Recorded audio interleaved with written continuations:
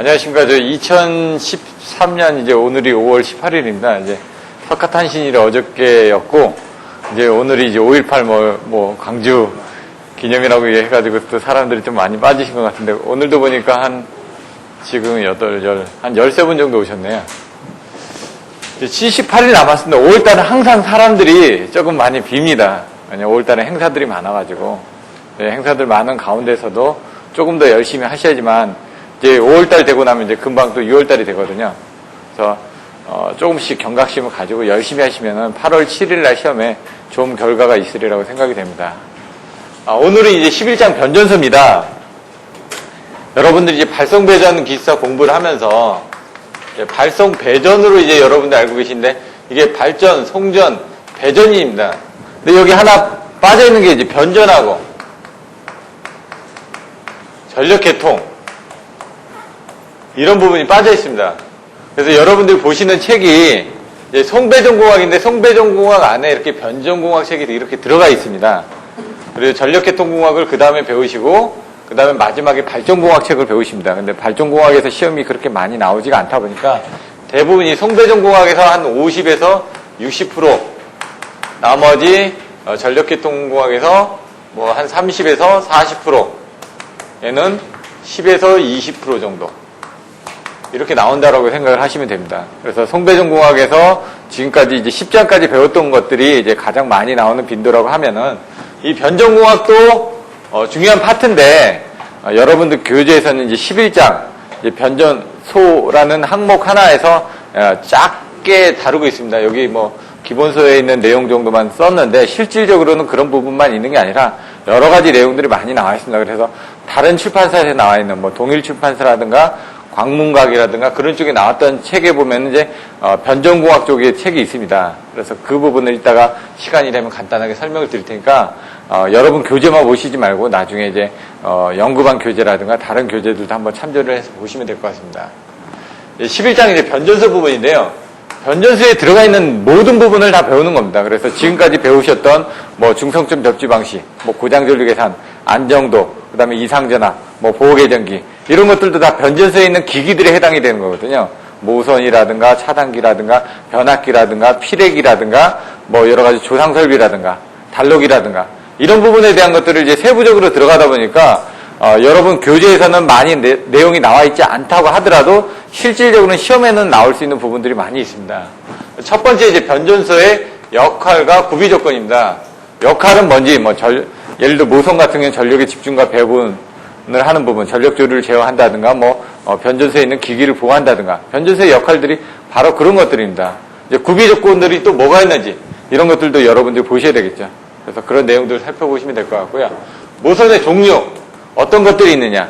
이제 책에 있는 것들은 이제 단모선, 복모선으로 크게 나눠지고, 복모선 안에 1과 2분의 11모선, 뭐 2중모선, 그 다음에 4부 스타일, 2부 스타일, 여러 가지 내용들이 나와 있습니다. 그래서 그런 것들을 정리하고, 그 다음에 그 모선의 장단점, 각각별로 이제 장단점이 어떻게 되는지, 뭐 가격이 싸다든가, 아니면 보호 방식이 쉽다든가, 아니면 여러 가지 내용들이 나오겠죠. 그런 것들을 그림과 같이 이제 그려주시는 부분이 필요합니다. 변전소의 접지 목적 해가지고 여기 이제 11장에서는 이제 예제 있는 문제들을 다 보셔야 되는데, 예제가 뭐 11-1부터 7까지인가 이렇게 나와 있을 겁니다. 그래서 각각의 예제 문제들이 다 옛날에 10점짜리 또는 뭐 25점짜리로 시험 문제로 나왔던 관연도 문제들입니다. 그래서 여러분들 기본서 안에 있는 문제들은 반드시 다 풀어주셔야지만 됩니다.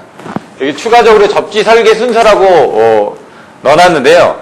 이 부분은 변전소 접지 설계 순서가 될 수도 있고요. 발전소 접지 설계 순서가 될 수도 있습니다. 그래서 대부분 변전소 안에 이제 그 접지 설계를 어떻게 하는지 이런 내용들을 보시면 될 것 같습니다.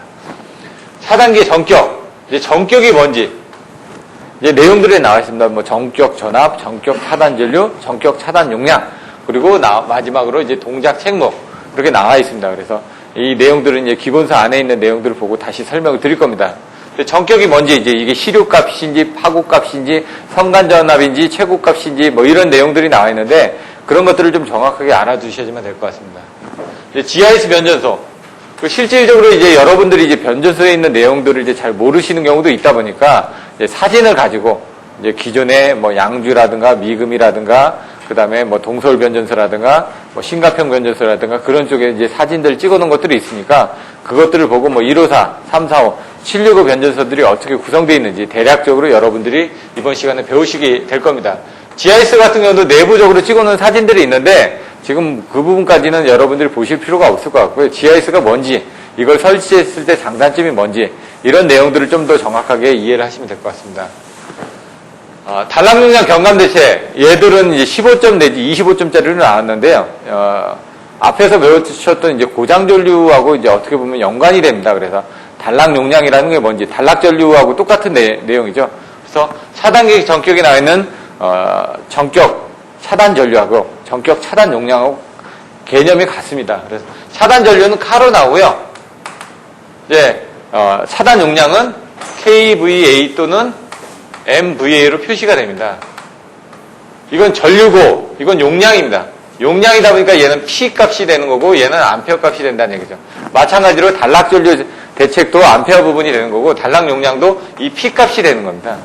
그래서 내용은 똑같기 때문에 여기서도 보시면 이 P를 삼상으로 쓰게 되면 루트 3 VI로 쓸 거고요. 단상으로 쓰게 되면 VI로 쓰게 될 겁니다. 그 내용에 대한 경감을 하기 위한 대책들이 뭐가 있는지. 결국은 이제 고장 전류를 줄여줘야 되는 거거든요. 고장 전류를 줄여주기 위해서는 임피던스를 이제 크게끔 한다든가 전압을 크게끔 한다든가 뭐 이런 부분들.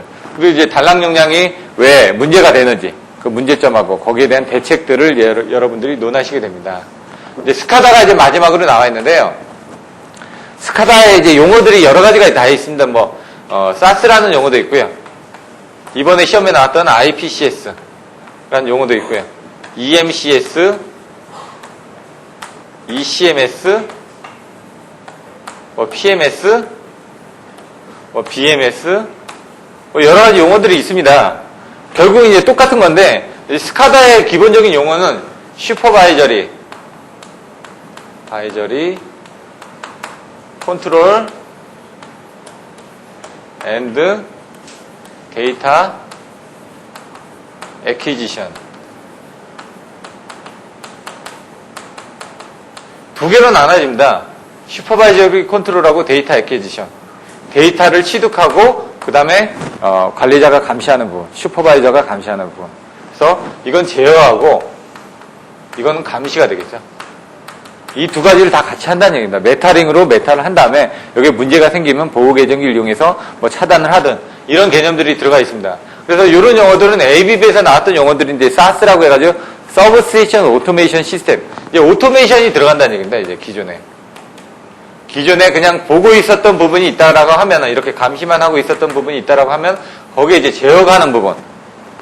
여러분들이 예를 들어 그 전에 뭐 살이 찌거나 그러면 다이어트만 하면 됐죠. 몸무게 재보고 안 되면 그냥 했는데 그게 안 되고 이제는 계속 지속적으로 관리를 해야 된다는 얘기죠. 요 현상이 오니까 마찬가지로 오토메이션을 해가지고 서브스테이션을 오토메이션 해가지고 관리하는 부분들. 여기 이제 IPCS는 인텔리전트 프로텍션 앤드 컨트롤 시스템 해가지고 프로텍션도 하고 컨트롤도 한다는 얘기고요. 일렉트리컬 이퀴먼트 일렉트리컬 컨트롤 모니터링 시스템이고 일렉트리컬 이퀴먼트 모니터링 컨트롤 앤 시스템 뭐 이런 식으로 모니터링과 컨트롤을 한다. 그 모니터링이 감시 부분이고요. 모니터링이 감시이고 컨트롤이 제어 부분이니까 모니터링과 컨트롤하는 부분들이 여러 가지 나와 있다. 뭐 계정기 같은 경우도 여기 보시면 팜 시리즈가 나와 있거든요. 뭐 G팜, 뭐 세팜, 뭐 V팜 이렇게 팜 시리즈들이 나와 있습니다. 이것도 뭐냐? 결국은 프로텍션 앤드 모니터링입니다. 프로텍션 쪽에서 제어를 하고 모니터링 쪽에서 감시를 한다는 얘기입니다. 그것들을 다 같이 할 수 있는 보호 계정기들도 마찬가지로 이런 시스템에 다 들어가게끔 되어 있습니다. 이런 용어는 파워 모니터링 시스템 해가지고 전력 감시 시스템이고요. 이건 BMS, 빌딩 모니터링 시스템 해가지고 빌딩 전력 감시 시스템이 되겠습니다. 근데 이제 여러분들이 이런 것들보다는 여러분들이 배우시는 건 EMS 개념이 되겠죠.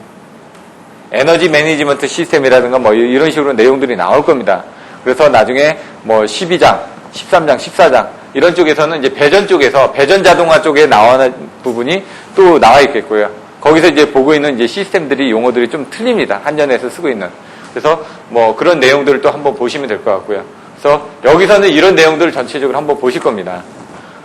그리고 이제 기존에 이제 제가 연락처를 가르쳐 드렸던 것 같은데 이제 뭐 또 다시 문의가 와가지고요.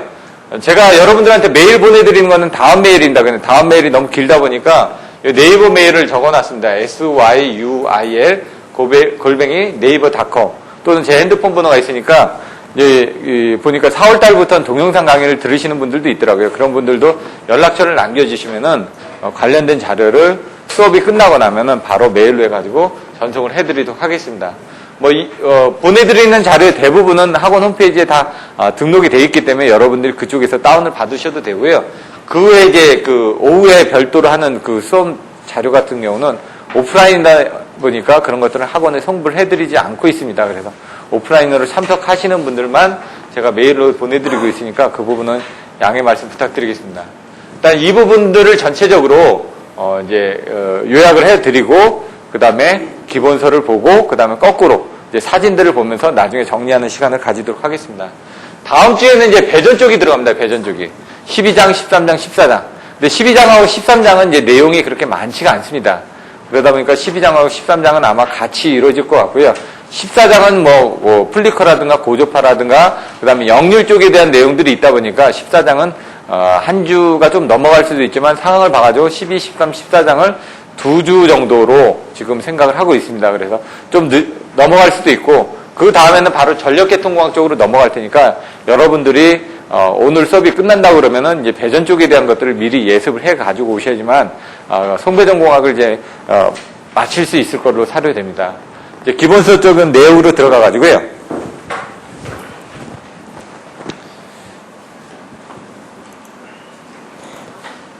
이제 11장입니다. 11장에 이제 내용들이 이와 같이 작습니다. 앞에 한 7가지만 적어드렸는데 그 정도 내용밖에 없다는 얘기입니다.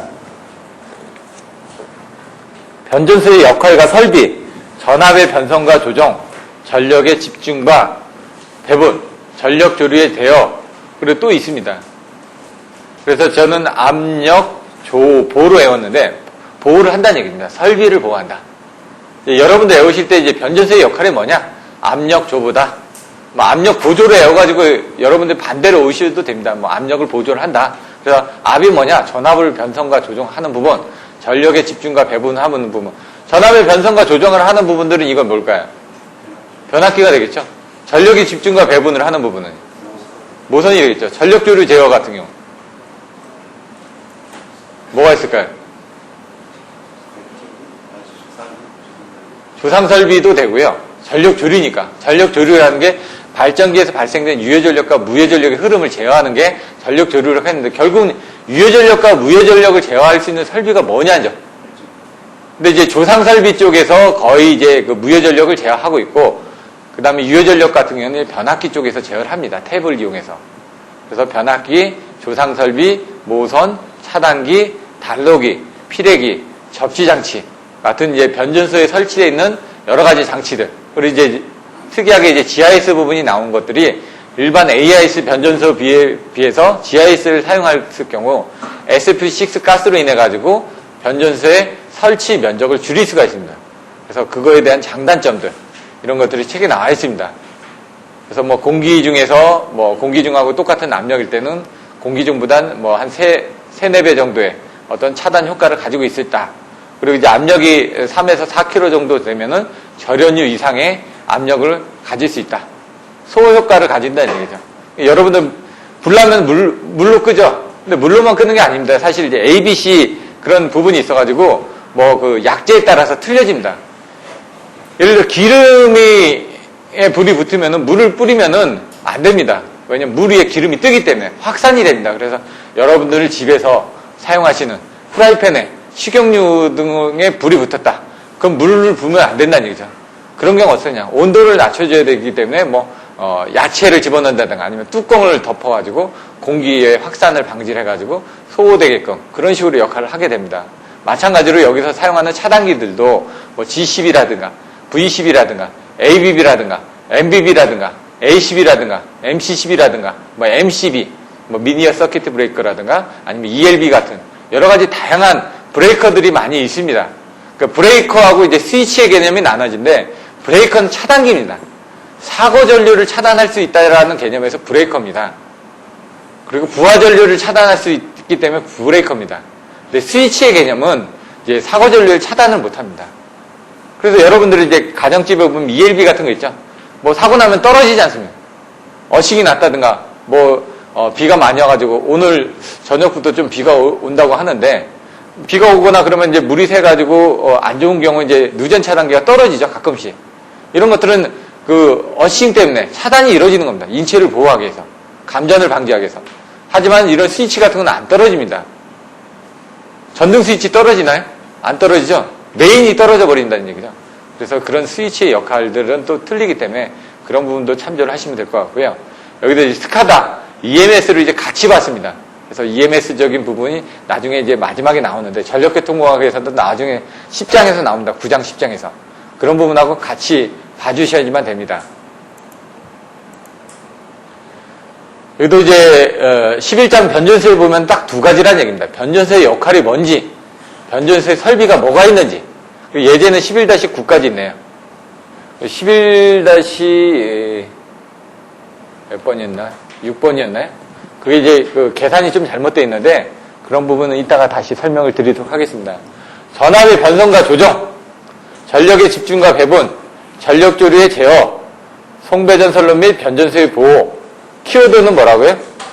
압력 보조, 압력 조보. 여러분들 외우시기 좋게끔 하라는 얘기입니다. 변전소의 역할 4가지.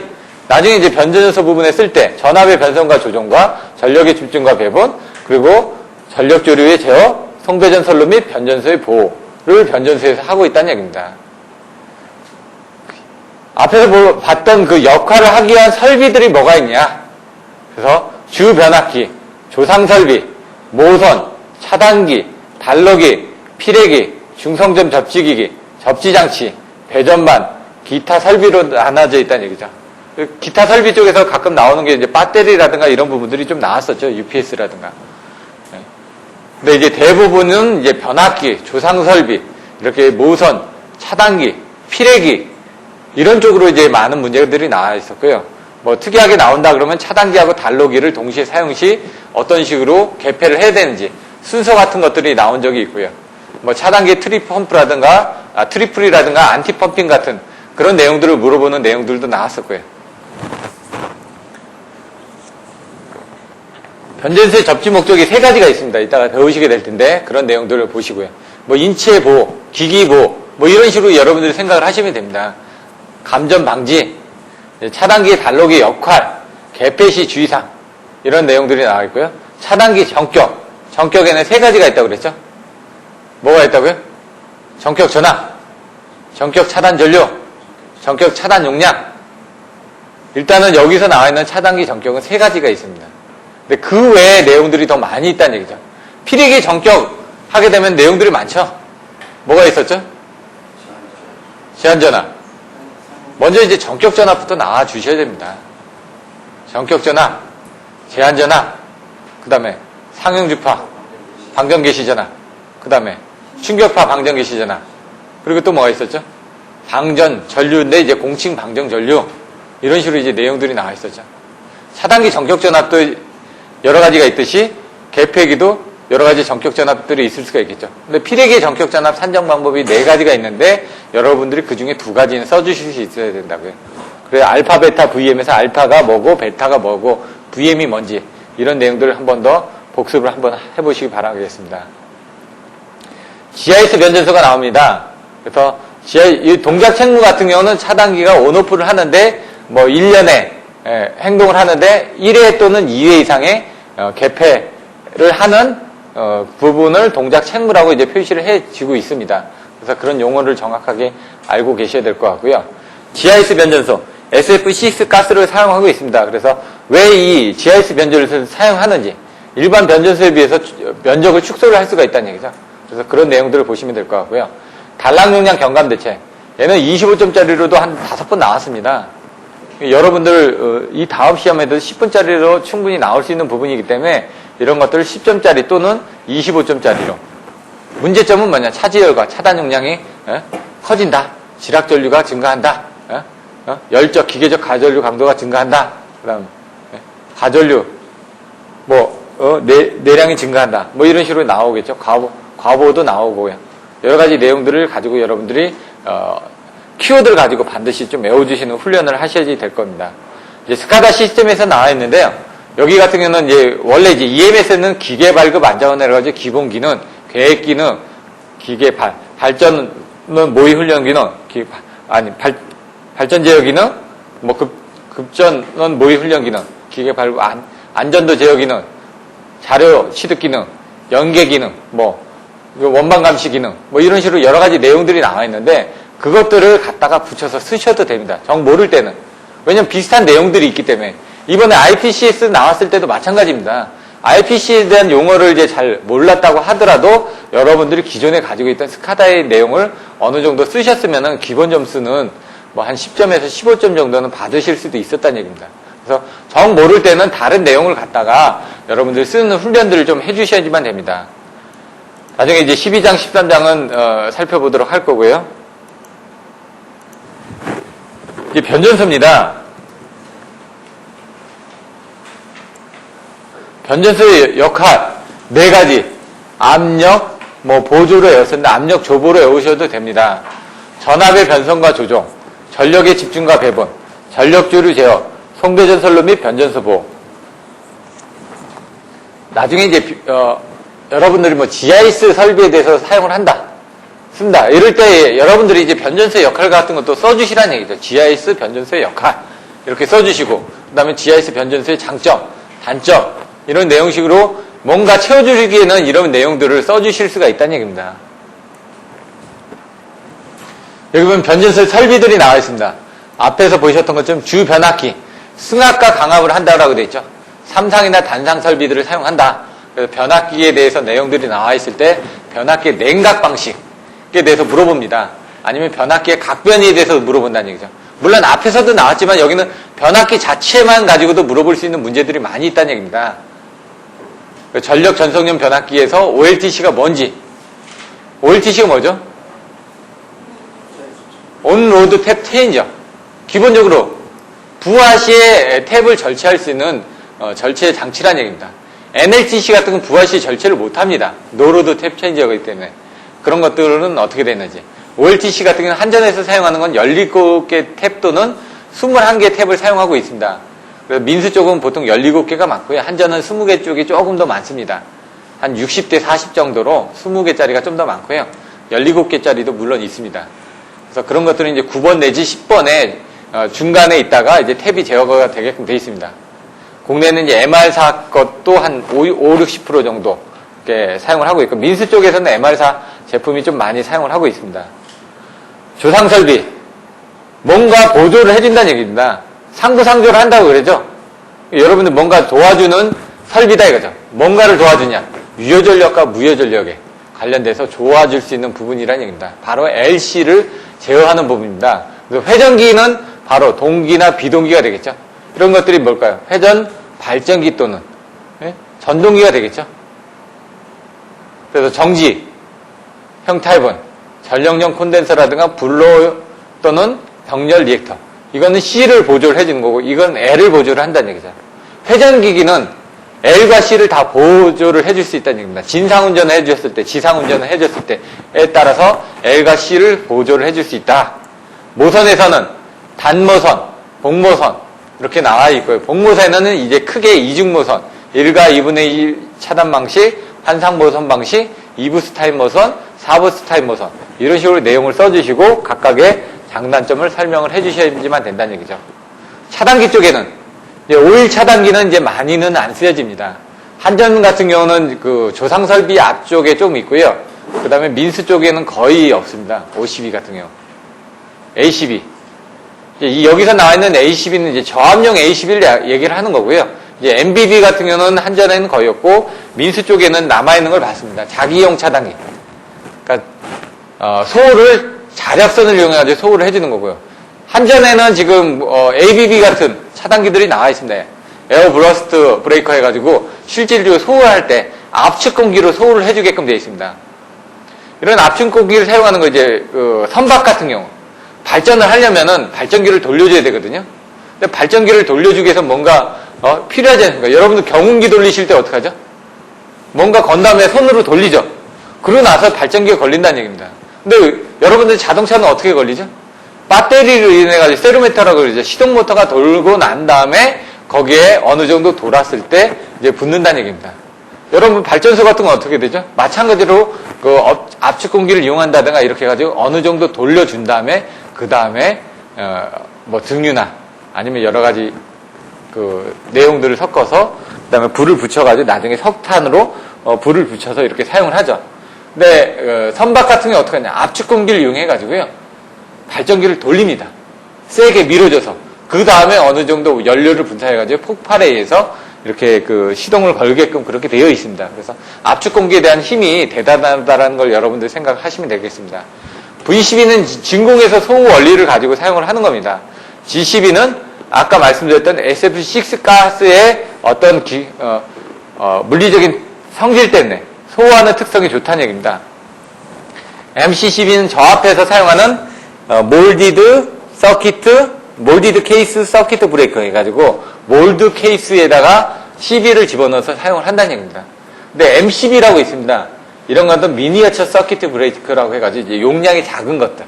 그래서 뭐 IC60947-2에서는 내용들을 설명할 때 뭐 125A 미만은 이제 주택용, 125A 이상은 이제 그 산업용으로 해가지고 분류를 해가지고 이제 내용들을 사용을 하기도 하고 있습니다. 그래서 뭐 이런 것들도 좀 기준에 대해서 아신다면은 여러분들이 내용에 대해서 조금 더 써주신다면은 채점자들한테 좀 더 어필을 하실 수가 있겠죠. 달로기는 이제 무부하 전류, 충전 전류를 차단하는 데 사용합니다. 그래서 이제 V12를 차단을 하다면 이제 개폐서지들이 발생하죠. 그래서 그 개폐서지를 발생하지 않게끔 하기 위해서 대책으로서 달로기를 사용하는 부분이 내용이 나와 있습니다. 그래서 그런 내용들도 보시면 될 것 같고요. 계기용 변성기, 성질을 변환하는 장치, 그러니까 변성기가 됩니다. 여러분들 이제 사춘기 되면 변성기가 온다고 그러죠? 왜냐면 소리가 변한다는 얘기입니다. 여기에. 마찬가지로 얘도 성질이 변한다는 얘기죠. 그래서 PT하고 CT를 이용해서 포텐셜 트랜스포머, 커렌트 트랜스포머. 지금은 이제 용어들을 PT라는 용어보다는 VT라는 용어를 씁니다. 볼테이지 트랜스포머라고. 그래서 이제 이런 용어들도 바뀌고 있기 때문에 IC 기준에서 VT로 사용하기 때문에 그렇게 써주셔야지만 되고요. 뭐 변압기하고 변류기에 대한 결성 방식이 어떻게 되는지 이런 내용들도 한번 참조를 하시면 될 것 같고요. CT에서 나올 수 있는 부분이 CT의 2차 측이 오픈돼서는 안 되는 이유 이런 것들을 25점짜리로 나옵니다. 그래서 그런 것들도 한 번씩 반드시 봐주셔야 되고요. 2차 측이 오픈이 되면은 1차 측하고 2차 측에서 어떤 그 변성하는 부분이 성질이 남아있겠죠. 근데 그 부분이 2차 측이 오픈이 되다 보니까 1차 측에 대한 여자 전류 쪽으로 다 활용이 되다 보니까 전압이, 과전압에 걸려서 CT가 소선되는 경우가 생깁니다. 그래서 CT 측은 항상 단락을 시켜놓고, 단락이라는 게 직렬로 연결을 해놓고, 그 다음에 그 뭔가 테스트를 하셔야 되고요. 전압 같은 건 단락을 시켜놓으면 안 됩니다. 터지기 때문에. 그렇기 때문에 CT는 단락을 시켜놓더라도 PT는 풀어서 이렇게 병렬이 아닌 직렬을 놓게끔 사용을 하셔야지만 됩니다. 오픈으로서. 피레기가 나옵니다. 피레기가 나오면서 저번에 설명드렸던 건 라이팅 어레스터. 이상전압에 배우셨던 외부 보호에 대해서 배우는 부분이 되겠고요. 서지 어레스터. 내부의 개폐 서지에 대해서 배우는 부분들. SPD. 이제 외부에서 이상전압이 그 저압측에 중성점을 통해서 들어온 경우 그것들을 제어하기 위해서 SPD나 TVSS 같은 걸 사용한다라고 되어 있었습니다. 그래서 뭐 그런 부분은 내용이 좀 안 나오겠지만 여러분들이 답안지를 쓰시더라도 이런 이상전압에 대해서 이런 세 가지 조건을 다 써주시고 설명했을 때 조금 더 플러스 점수를 받지 않을까 생각이 됩니다. 중성점 접지기기 NGR이 나옵니다. 뉴트럴 그라운드 레지스터. NGR이 유입식이 있고 몰드식이 있습니다. 그래서 그런 외형들을 이따가 보실 거고요. GTR, 뭐 그라운드 트랜스포머라고 해가지고 비접지 방식 같은 경우 지락 전류를 흘려주기 위해서 강제적으로 사용하는 변압기입니다. GTR 같은 경우는 보통 22,900에 500kV 정도를 사용하거든요. 500kV 정도. 그러면 실질적으로 이제 용량을 쓸 때는 왜 500kV를 쓰냐? 실질적으로 이제 100A 저항 접지를 한다든가 그러면 계산을 하게 되면 한 1500 가까이 나옵니다. 근데 3분의 1 용량으로 줄여줘도 된다는 얘기입니다. 실제로 지락 시에 흐르는 전류는 이제 3I 제로가 그쪽으로 흐르기 때문에 그게 3분의 1 정도만 커버를 해주면 된다는 얘기입니다. 실제로 지락 전류도 최대 일선 지락 전류의 한 30% 정도의 보호를 해주다 보니까 용량들도 선정하는 기준들이 나와 있습니다. 지그재그 TR이라는 게 있습니다. 지그재그 TR은 TR이 지그재그로 되어 있습니다. 결선이 이렇게 그 다음에 이렇게 그 다음에 여기는 이렇게 TR 결선이. 요걸 자세히 보시면 어떻게 되냐, 얘하고 얘가 반대죠. 얘하고 얘가 반대죠. 얘하고 얘가 반대죠. 상이 돌아 나오면서 뭔가 없어질 거란 얘기입니다. 그래서 얘 결선은 어떻게 되어 있냐면요, 실질적으로 보시면은 이렇게 6개가 있습니다. 한 상당 6개가 있다 그러면은 한 상이 여기서 이렇게 올라갑니다. 여기서 이렇게 올라가고 여기서 이렇게 올라갑니다. 아까처럼 되려면은 틀어져야 되니까. 그래서 얘 쪽으로 흐르는 부분이 얘 쪽에서 이렇게 돌아옵니다. 그럼 이쪽에서 흐르는 부분이 이쪽에서 반대쪽으로 돌아오죠. 그럼 얘는 이쪽으로 갔고 얘는 이쪽으로 갔다는 얘기죠. 그러면은 이쪽에서 또 얘가 내려온 부분은 이쪽으로 와서 다시 올라가죠. 얘하고 상쇄가 된다는 얘기고, 얘도 내려온 부분이 여기선 다시 올라가죠. 이런 식으로 각 30도가 틀어졌으니까 아까처럼 이게 틀어진 부분은 각 상이 틀어졌다는 얘기고, 실질적으로 방향은 같다는 얘기입니다. 지그재그 TR은 이런 식으로 결선이 되어 있습니다. 그래서 외형도를 보시더라도 개념은 한 상에서 들어온 걸 다른 상에서 똑같은 벡터적으로 없애주기 위해서 만들었다라는 내용으로 보시면 됩니다. 접지장치, 어싱 스위치가 되겠습니다. 그래서 예를 들어 단락용 접지병을 이용해서 사용을 하는 부분이죠. 배전반은 이제 스위치 기어가 있고 스위치 보드가 있습니다. 스위치 기어하고 스위치 보드의 차이점은 뭐냐? 스위치 기어는 이제 좀 큰 부분을 얘기하는 거고, 스위치 보드는 벽면에 보드 붙인다고 그러죠. 판넬 보드. 이런 식으로 해가지고 자립형이냐 아니면은 벽부 치부형이냐, 이런 내용들을 보시면 됩니다. 안에 개폐 장치들이 달려있긴 하는데 양이 적은 것들, 이런 것들은 벽에다 붙이는 것을 스위치 보드라고 얘기를 하고요. 스위치 기어 또는 스위치 판넬, 자립형 판넬, 이런 것들은 배전반, 이런 것들은 자립형이라는 얘기죠. 그 안에는 여러 가지 장비들이 들어가 있다는 얘기입니다. 기타 장비들이 있고요. 변전소의 접지 목적이 3개입니다. 보호를 한다고 그러겠습니다. 기기의 보호, 그 다음에 인체의 보호, 그리고 중성점 접지. 변전소 접지를 해가지고 중성점 접지를 해가지고 실제로 지락전류를 줄여준다든가 이런 역할을 하실 수가 있으니까요. 변전소에 그러면 어디에다 접지를 하냐? 피레기에 접지를 하죠. 왜? 외부에서 이상전압이 내습했을 때 그걸 대지로 방전하기 위해서 피레기를 사용하니까. 철탑은 외부에서 가공지선을 통해서 들어온 부분들이 철탑을 통해서 또 대지로 방전하기 위해서, 또 주변 학교의 중성점에 왜? 지락전류를 줄여주기 위해서 직접 접지를 만들거나 비접지를 만들거나 아니면 고저항 접지를 만들거나 아니면 피터슨 코일 접지를 만들거나. 근데 접지를 안 하게 되면 비접지가 되겠죠. 건물의 금속 부분, 외암에 대해서는 모든 기계 기구의 외암에는 접지를 해야만 한다라고 내선 규정들에 나와 있습니다. 개경 변속기 2차 측에도 접지를 해야지만 됩니다.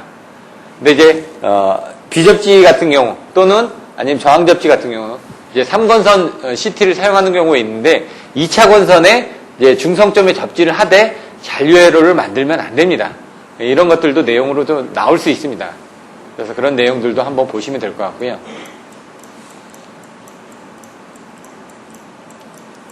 차단계 동작 택무. 아까 차단계 전격에 3가지가 있다고 그랬죠? 차단기 전격은 뭐냐? 규정된 택무, 조건 하에서 차단기가 갖는 성능의 보증 한계. 전격이라는 게 보증이라는 얘기입니다. 보증. 나는 이거 이상을 걸었을 때 보증을 못한다는 얘기죠. 전격 전압, 최고의 성간 전압이라고 되어 있습니다. 그래서 이제 전압을 가지고 할 때 여러분들이 1장에서 제일 먼저 배웠던 전압이 뭐였죠? 표준 전압을 배웠죠. 표준 전압에는 기준 전압이 있었죠. 기준 전압에 또 어떤 전압이 있었죠? 예? 공칭 전압이 있었죠. 그 다음에 절연 전압, 전격 전압 이렇게 나와 있어요. 표준 전압을 1.1로 나눈 게 기준 전압이었고, 그 기준 전압에다가 다시 1.2 정도를 곱한 게 바로 이제 공칭 전압이 됐겠죠. 그래서 공칭 전압을 보통 저희가 전격 전압으로 많이 사용을 합니다. 그래서 22,900 같은 경우 22,000을 1.1로 나눈 게 뭐라고요? 기준 전압이니까 한 22kV가 기준 전압이 되겠죠. 그 22kV에다가 1.2 정도를 곱하니까 한 24kV가 되겠죠. 그게 바로 전격 전압이 된다는 얘기입니다.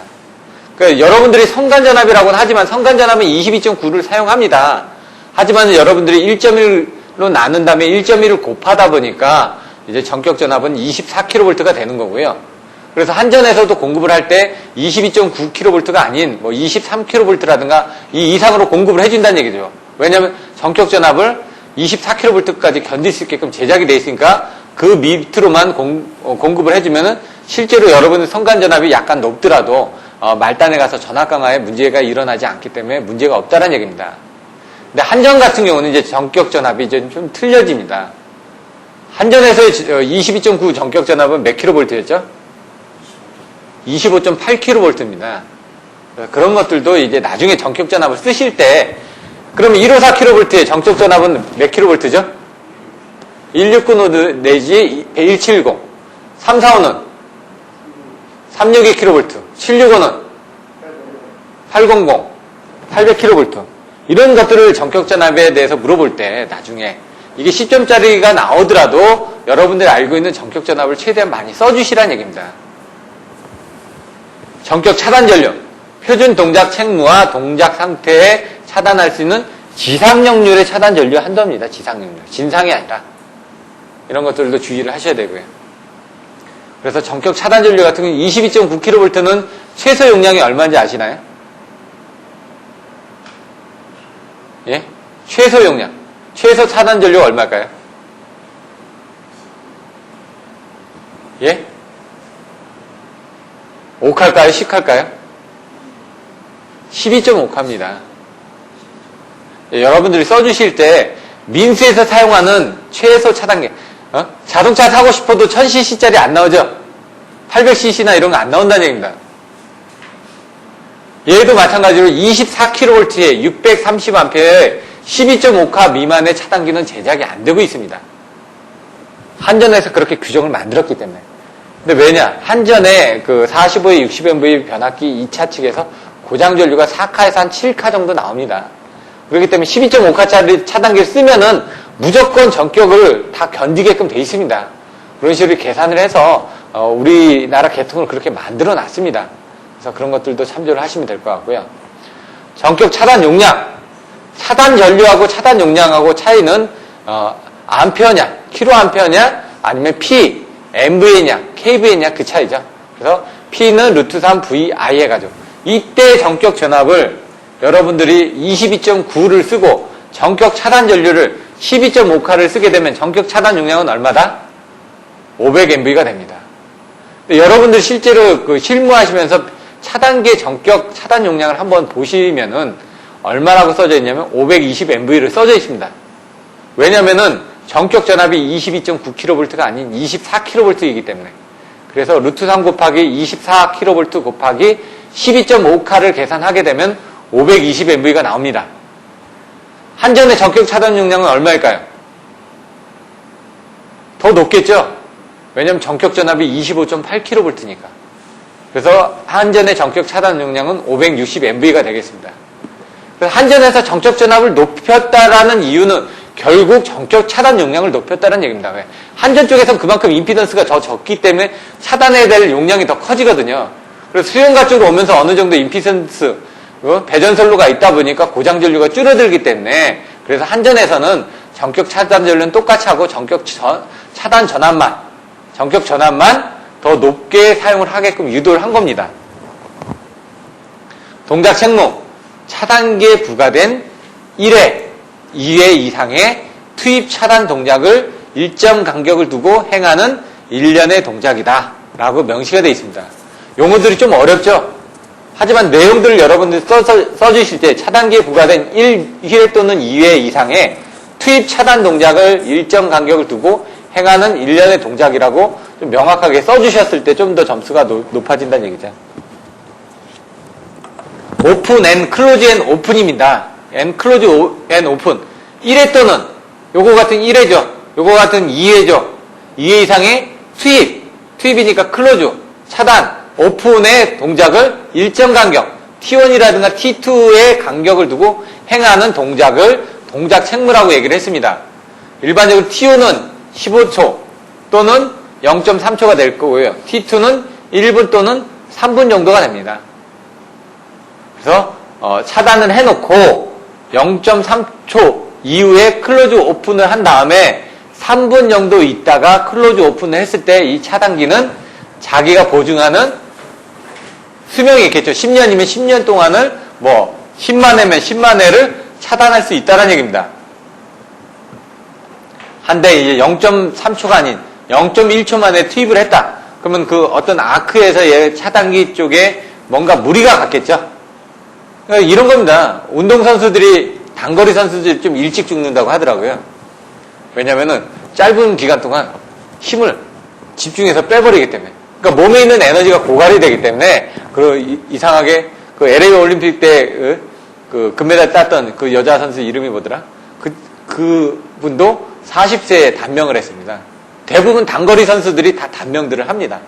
장거리 선수, 마라톤 선수들은 좀 오래 사는데, 예? 단거리 선수들은 일찍 죽더라고요. 그러니까 나중에 이제 아들내미들 단거리 선수 시키지 말고 이런 것들도 하나의 그 어떤 통계입니다. 일반 용어는 3분 이렇게 되어 있습니다. 고속도 제트이면 0.3초, 3분 정도. 4단계 정격 전류가 뭔지, 4단계 정격 전류한 정격 전압 및 정격 주파수, 규정한 온도 상승 한도를 초과하지 않는 상태에서, 이게 바로 규정되어 있는 부분이죠. 그것들을 초과하지 않는 상태에서 연속적으로 움직일 수 있는, 연속적으로 동작할 수 있는 전류의 한도란 얘기입니다. 그래서 KS 기준, 코리아 스탠다드, 일렉트리컬 스위치 보드에 대한 규격들은 어떻게 되는지, 한전의 규격이 ESA가 있고 ESB가 있습니다. 근데 이제 한전에서는 거의 ESB 규격을 많이 사용하시죠. 그래서 일렉트리컬 스탠다드 보드 규격에 600A, 1200A 이렇게 나와 있다는 얘기죠. 그래서 한전에서는 630A짜리를 보통 사용을 한다는 얘기죠. 하지만 이제 7.2kV나 이런 쪽에 VCS 같은 200A짜리 차단기도 있습니다. 22,900은 아니라는 얘기죠. 한전 쪽에서 22,900이 최소 정격 전압이니까, 공급할 수 있는 전압이니까. 민스 쪽에서는 그 밑에 부분이 있겠죠. 단시간 전류, 아주 짧은 시간 동안 견딜 수 있는 전류. 이것도 마찬가지죠. 정격 단시간 전류란 그 전류를 규정한 회로 조건에서 차단기에 통하여도 이상이 없는 전류를 말한다. 그래서 보통 단시간 전류는 1초입니다. 모든 전기기계 기구에서는 1초라는 용어가 나옵니다. 1초. 단시간 전류 했을 때. 1초 이상 견딜 필요가 없다는 얘기죠. 왜? 보호계쟁기가 그 전에 다 떨어져 주시니까. 근데 1초 이상 견디게 되는 경우, 보호계쟁기도 1초 이상 동작하는 경우가 있습니다. 이제 비접지 방식 같은 경우는 지락사고가 나면 지락전류가 흘러서 검출해서 동작하는데 SGR 감도들이 보통 한 7, 8초 정도에 세팅이 되어 있습니다. 또는 10분에도 떨어지는 경우도 있고요. 이런 동안에는 아주 적은 전류가 흐르기 때문에 단시간에 흘러도 크게 문제가 되지 않는다는 얘기죠. 하지만 이제 직접 접지를 했을 때 큰 시카의 전류가 교통사고가 났는데 속도가 갑자기 증가됐습니다. 빨리 밟지 않으면 안 된다는 얘기죠. 그래서 얘도 1초간 딱 견뎌줘야 된다는 얘기입니다. 그 이상은 의미가 없다는 얘기죠. 그런 것들은 연속 허용 전류가 되겠죠. 그래서 나중에 이제 전류에 대해서도 안전전류 이런 내용이 나왔었죠. 허용전류가 나왔었죠. 안전한 전류가 뭐냐? 허용할 수 있는 전류라는 얘기입니다. 온도에서. 단시간 전류, 상시 허용전류, 단락시 허용전류. 이런 식으로 이제 내용들이 좀 나와 있습니다. 그런 것들을 같이 한번 보시면 될 것 같고요. 그래서 여기서는 이제 전격 차단 전류와 같은 시료치를 하는데 최대 폐하고치는 전격치의 2.5배다. 이거만은 여러분들이 이제 고장 전류를 이해를 하셔야 되는데, 고장 전류가 발생하면은 이와 같이 평상시 때는 이런 전격 전류가 흘렀겠죠. 그러다가 사고가 나면은 좀 더 큰 대칭분 전류가 흐를 겁니다. 요게 크기가 일정한, 여기 제가 그림을 잘 못 그렸는데 이렇게. 근데 여기 이제 비대칭 전류가 합해지다 보니까 얘는 실제 사고 전류는 비대칭인 전류가 이렇게 흐를 겁니다. 근데 우리들이 계산하는 계산값은 여기 30사이클에 대한 계산값이고요. 여기하고 이 비율은 약 2√2배가 나옵니다. 근데 여기 부분에 여기 피크치죠? 여기에 대한 비율은 1.8√2배가 나옵니다. 얘는 2√2배는 한 2.7에서 2.8배 정도, 최대 2.8배 정도가 되는 거고요. 1.8√2배를 하게 되면 얘가 바로 2.55배가 나옵니다. 55배. 그래서 여러분들이 이게 투입 전류 쪽에서 사용하는 부분들이 사고 난 순간에 바로 투입했을 때 최대한 나타날 수 있는 부분에 대한 파고치는 2.5배가 파고치라는 얘기입니다. MC10이나 이런 것들은 거기에 견디게끔 미리 제작이 되어 있습니다. 차단기도. 그러니까 여러분들이 고려할 필요가 없습니다. 하지만 이제 케이블이라든가 퀴즈라든가 이런 것들은 고려가 안 되어 있기 때문에 여러분들이 고려를 해 주셔야지만 됩니다. 그래서 차단기 같은 거 보시면요. 12.5카, 아까 제가 말씀드렸죠. 전격 차단 전류가 12.5카인데, 예? 전격 단시간 전류는 몇 카로 되어 있냐면은 2.5를 곱하게 되면 31.25카가 나옵니다. 명판을 보시면 됩니다. 이런 것들. 그러면 차단기의 명판을 보면 얘는 몇 카를 썼을까요? 요거보다 약간 큰 31.5카의 전격 단시간 전류를 가지고 있는 차단기를 제작을 해서 사용을 하고 있습니다. 이게 여러분들 일반적으로 사용하는 부분. 근데 IC 기준에 의하면은 아까 1.8 루트이다 보니까 2.5배를 계산을 해야 됩니다. 그럼 31.25카가 아닌 31.75카가 나옵니다. 75카 계산하게 되면. 그럼 31.5카짜리는 IC 기준에 사용할 수가 없는 겁니다. 그래서 IC 기준에 사용할 수 있는 부분들은 32.5카짜리를 차단을 씁니다. 단지 1카를 올렸다라는 건 1카만 올려도 가격이 엄청나게 올라간다는 얘기죠. 투입 전류, 차단기 투입 시간에 있어서 최초 주파수에 있어서 최대치로 나타나는 최대의 것을 말한다. 전격 투입 전류, 표준 동작 책목에서 투입할 수 있는 최고 주파수 순시치의 최대치로 한다. 근데 뭐라고요? 2.5배로 한다 그랬죠? 전격 투입 전류나 여기 나왔던 이런 최대치에 대한 2.5배나 똑같은 부분이라는 얘기죠. 왜? 그 이상은 나올 수가 없으니까. 고장 전류가. 2.5배 이상은 나올 수가 없습니다. 이론적으로 계산했을 때 2.5배이기 때문에 실질적으로는 제동효과라든가 이런 부분들이 있겠죠. 그래서 여러분들 차단기 투입할 때 몇 배 본다고요? 2배밖에 안 본다고 그랬죠? 이것도 차단기 투입할 때 2배 보는 겁니다, 지금 정상시에. 근데 2.5배까지 봤다는 얘기입니다, 지금. 차단 전류. 마찬가지로 교류분. 최대치죠. 대칭 전류가 나오고 비대칭 전류가 나온다는 얘기입니다, 그래서 시메트리컬, 어시메트리컬 이런 용어들이 나옵니다. 이런 것들은 보통 5사이클에 대한, 왜냐면 V12는 5사이클에 동작하거든요. 그래서 5사이클에 대한 차단 전류가 견뎌지면 됩니다. MC12 같은 건 2분의 1 사이클에서 동작하게끔 됩니다. 왜냐면 저압에서는 더 빨리 동작해야 되니까. 전격 차단 전류, 전격 차단 전류란 똑같습니다. 지상 역률의 차단 전류 한주. 이제 교과서에 또 나올 겁니다. 교류분의 시루치로 표시를 한다. 트립 전류.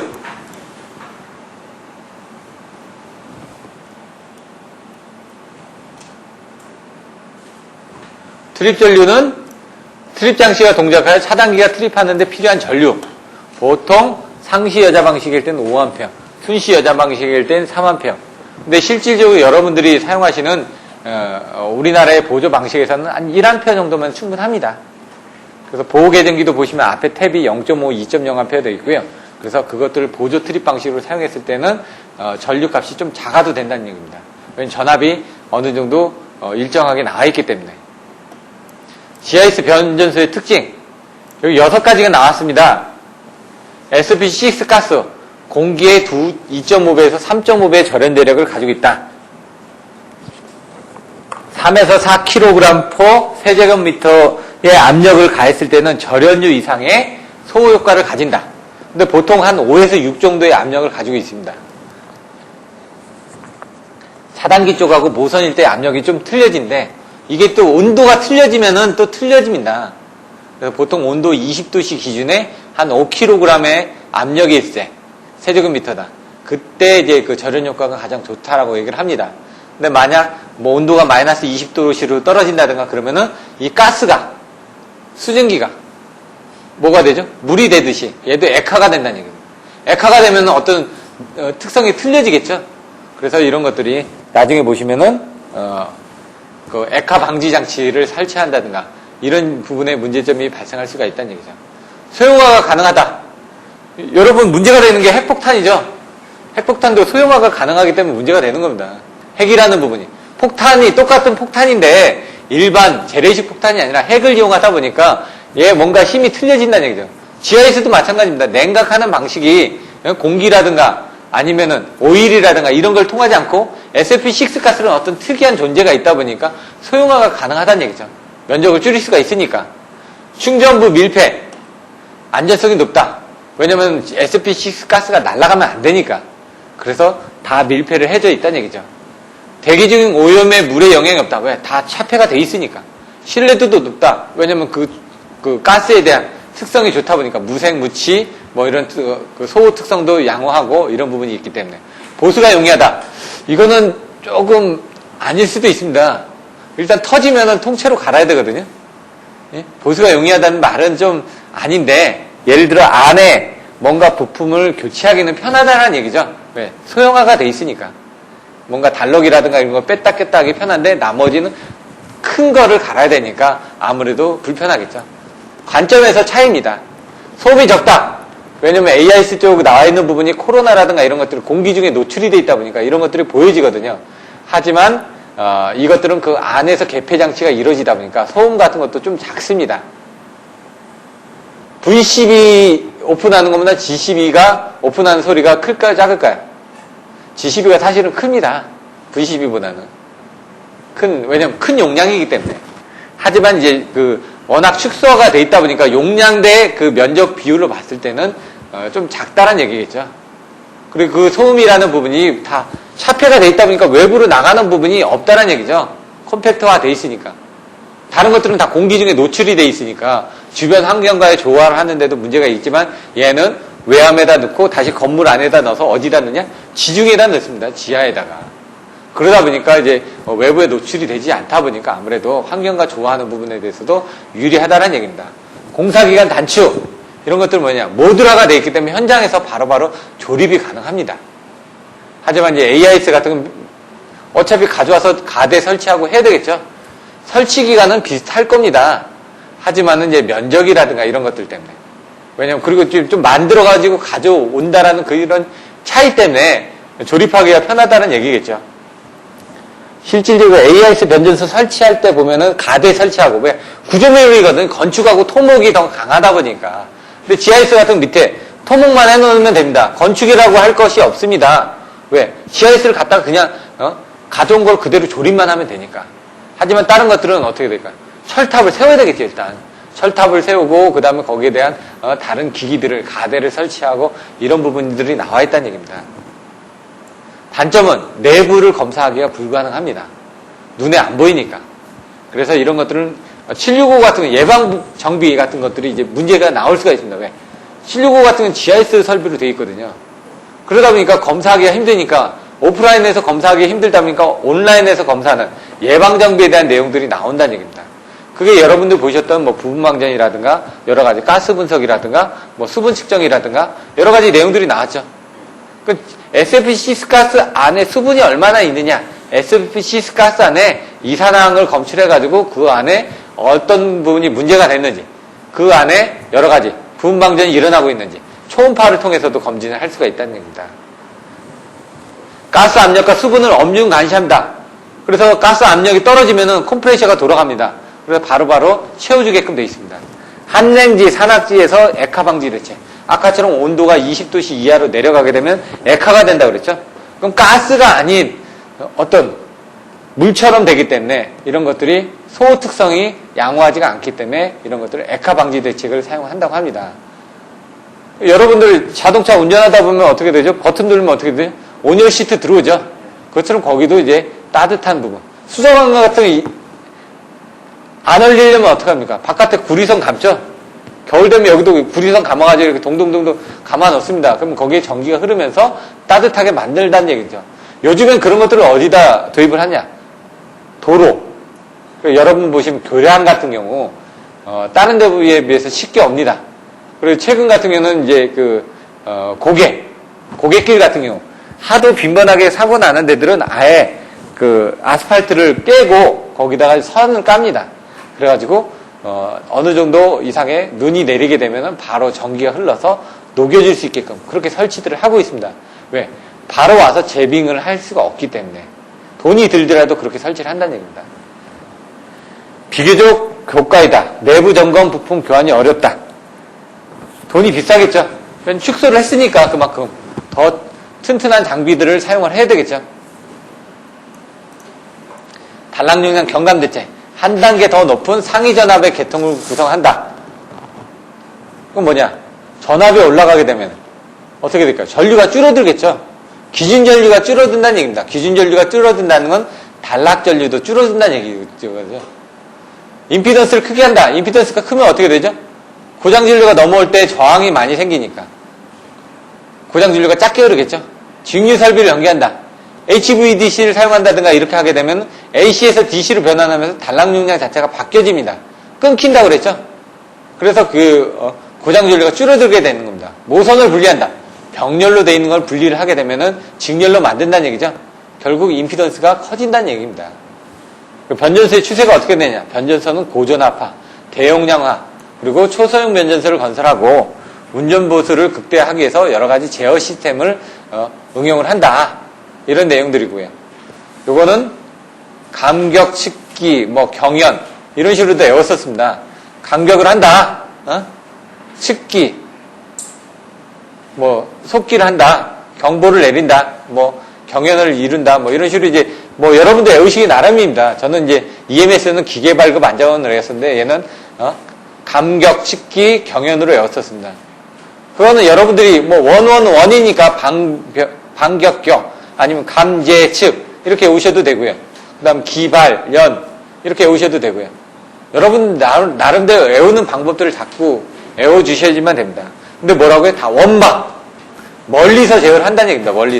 멀리서 감시를 하고 멀리서 제어를 하고 멀리서 측정을 하고 그 기록들을 자동적으로 기록한 다음에 문제가 생기면 경보를 발생하고 문제가 생기면 다른 시스템하고 연계해서 우리 시스템을 죽였을 때 다른 시스템에서 전원을 투입할 수 있게끔 그런 부분을 만들어줘야 된다는 얘기입니다. 그것들 하기 위해서 다스, 배전 자동화, 아니면 여기 있는 데이터 애퀴지션 시스템, 데이터를 받아들이는 그런 시스템을 이루어줘야 되고, 이건 에너지 모니터링 시스템, 에너지 매니지먼트 시스템, 이런 식으로 용어들은 조금씩 틀려질 수가 있습니다. 11장은 이렇게까지 내용이 끝났습니다. 이제 잠시 쉬었다가는 어떤 부분을 배우시게 될 거냐면 사진을 한번 먼저 보시고 그 다음에 기본서를 들어가고 난 다음에 그 다음에 여러 가지 참고 자료들을 보는 식으로 해가지고 마무리를 짓도록 하겠습니다. 잠깐 쉬도록 하겠습니다.